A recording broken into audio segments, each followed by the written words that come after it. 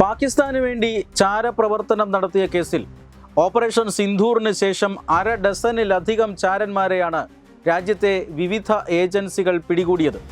അവരെ ചോദ്യം ചെയ്തു വരികയാണ്. രാജ്യത്തെ രഹസ്യാന്വേഷണ ഏജൻസികളും തീവ്രവാദ വിരുദ്ധ ഏജൻസിയായ NIA-യും വിവിധ സംസ്ഥാന പോലീസ് സേനകളുമെല്ലാം ഇവരെ പിടികൂടുന്നതിനുള്ള ശ്രമങ്ങൾ തുടരുകയാണ്. കൂടുതൽ ആളുകൾ ഈ ചാര പ്രവർത്തനത്തിൽ അല്ലെങ്കിൽ ചാര നെറ്റ്വർക്കിൽ ഉണ്ടോ എന്നറിയാനുള്ള ശ്രമങ്ങൾ തുടരുന്നു. പിടിയിലായിട്ടുള്ളവരെ ചോദ്യം ചെയ്യുന്നുണ്ട്, അവർക്കെതിരായിട്ടുള്ള തെളിവുകൾ ശേഖരിക്കുകയുമാണ്. ഒരു യൂട്യൂബ് വ്ളോഗറും അതുപോലെ തന്നെ ഒരു CRPF ജവാൻ ഉൾപ്പെടെ 1 ഡസനിലധികം ആളുകളെയാണ് ഇതിനോടകം തന്നെ രാജ്യത്തെ ഏജൻസികൾ ചോദ്യം ചെയ്തു വരുന്നത്. എന്നാൽ അതിനു പിന്നാലെ രാജ്യവ്യാപകമായി ഈ ചാരക്കേസ് അന്വേഷിക്കാനുള്ള ശ്രമം ആരംഭിച്ചിരിക്കുകയാണ് NIA. ഇന്നിപ്പോൾ രാജ്യവ്യാപകമായി തന്നെ NIA-യുടെ റെയ്ഡ് നടന്നു. 8 സംസ്ഥാനങ്ങളിലായി 15 ഇടങ്ങളിലാണ് NIA ഈ കേസിൽ പരിശോധന നടത്തിയത്.